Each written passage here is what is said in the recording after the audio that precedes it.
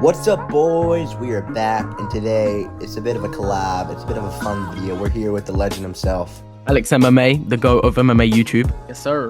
It's a pleasure to be here with you, Alex. Today we're going to be going over a bit of an interview, debate, some questions for AleksMMA. If you enjoyed this video, go check out Alex's channel. He's a great man. For the first question I have for Alex is, what inspired you to be a content creator, and how long have you been doing this?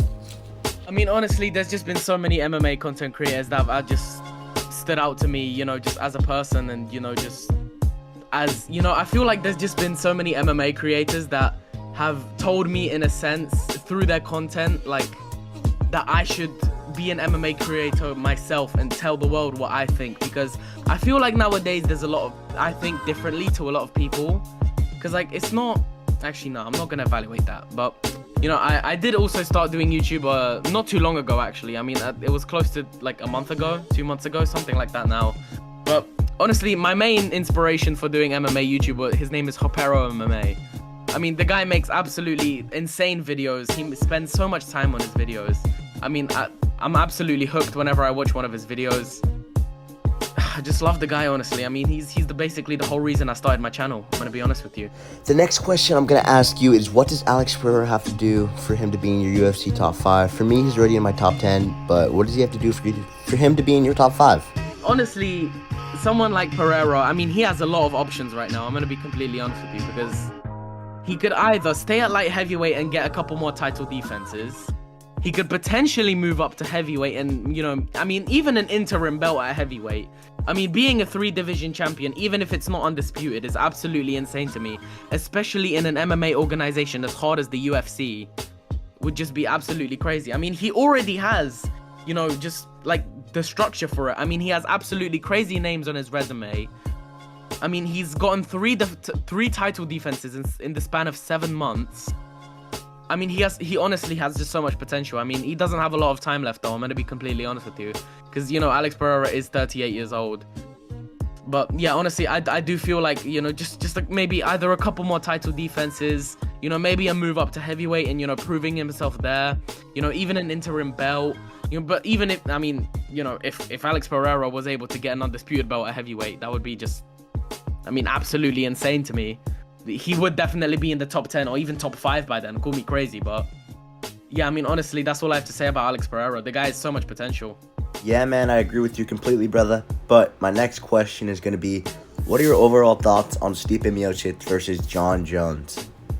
I'm gonna go at a little bit of a rant here, but I absolutely hate this fight with my whole of my heart. I'm gonna be completely honest with you.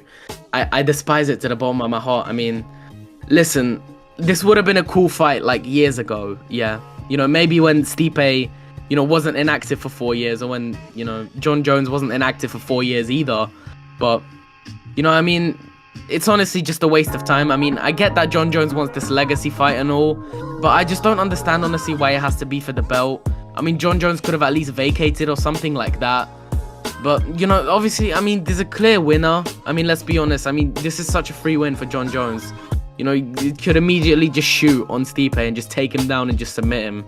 But yeah, listen, Stipe hasn't fought in 4 years. You know, he could come back better than ever or worse than ever. You know, it's a 50-50, honestly. But honestly, seeing an upset would be actually hilarious. I mean, if Stipe Miocic does somehow manage to beat Jon Jones, imagine what the UFC would do.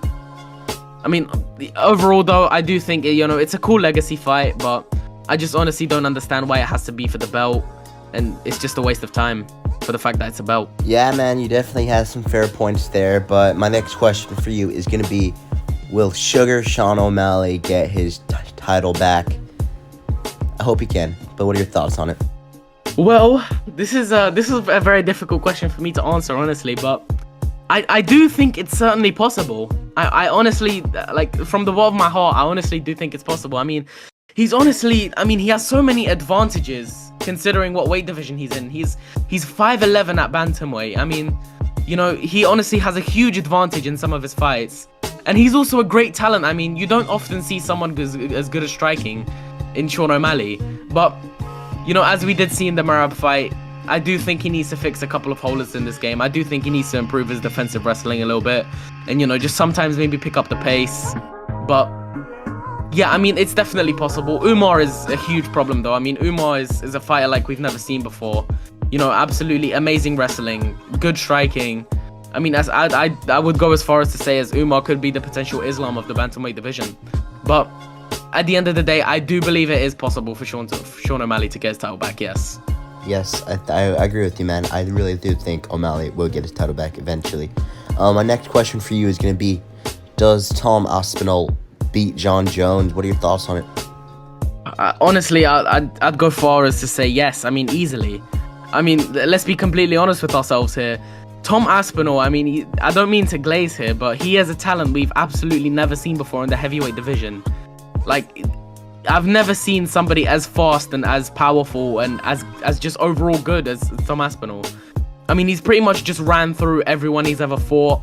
I mean, he has great ground game, great striking. I mean, he has great power as well. I mean, you know, he literally came in on short notice at UFC 295 and knocked out the boogeyman of the division. I mean, no one is as dangerous as Tom Aspinall right now. I mean, you have a guy, you know, the GOAT of arguably the GOAT of MMA, and then you have a guy like Tom Aspinall who's, you know, essentially like the perfect counterpart to John Jones. I mean, Tom Aspinall is basically the opposite of John Jones as we speak right now. You know what I mean? So. My next question, I know a lot of people don't like him, but what is next for Israel Adesanya in the UFC? Yeah, glad you specified UFC. I mean, I would have said retirement, honestly, but well, I mean, I don't really honestly see Izzy getting his belt back in his career. I mean, there's just so many problems for him in the division. I mean, you have guys like, you know, Imavov, Borrallo, Strickland, even Whittaker. I mean, I know he beat Whittaker twice, but currently it's a different story. I mean, I do still believe that Izzy is quite dangerous. I just don't think he's, you know, just in kind of title contention anymore. I just don't think he's really as good as he used to be. But, you know, I do think he is a perfect fight for Imavov Borrallo. I mean, he's a perfect opportunity. It's a perfect opportunity for Izzy to prove himself that, you know, he still belongs in there. He still belongs in title contention. But it's also a perfect chance for Imavov or Borrallo to prove that, you know, they should fight for the title and they will be champions. You know what I mean? So, yeah. I mean, yeah, definitely. But my final question for you today is going to be, in your opinion, what is the most stacked division currently in the UFC? This might be a hot take, but I do believe it's featherweight. I mean, you have... the featherweight division is just so exciting right now. I mean, super stacked with prospects. I mean, you have guys like Movsar Evloev. Listen, I know Movsar Evloev isn't the most exciting guy, but at the end of the day, he is an undefeated contender, so... yeah, but I mean, you have guys like Aljamain Sterling who recently moved up from bantamweight to featherweight, so it would be quite interesting to see how he does in featherweight, you know, a completely new division. You have also guys like Diego Lopez who absolutely battered Brian Ortega at UFC 306, and you have Topuria, one of the most dangerous fighters in the UFC as we speak. But yeah, I mean, obviously there are other weight divisions that have their strengths and their weaknesses, but personally, I do think it's featherweight that does have, you know, the most potential, and just, you know, I do believe the featherweight division is the best division in the UFC right now. So yeah. Yeah, thank you guys so much for watching this video. Go check out AleksMMA's channel in the video description. Thank you guys for watching again. OctagonOutpost out.